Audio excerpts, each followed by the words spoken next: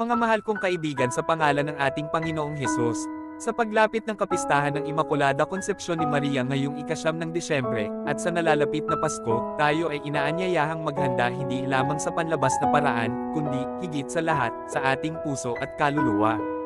Ang sakramento ng kumpisal ay isang mahalagang hakbang upang linisin ang ating mga puso mula sa kasalanan at mapalapit sa Diyos. Sa pamamagitan nito, ipinapahayag natin ang ating kababang loob at pagtanggap ng kanyang awa at pagmamahal.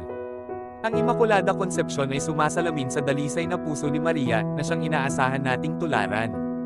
Upang maging karapat-dapat tayo sa pagdiriwang ng kanyang kapistahan, nararapat lamang na tayo'y magbalik loob sa Diyos sa pamamagitan ng kumpisal.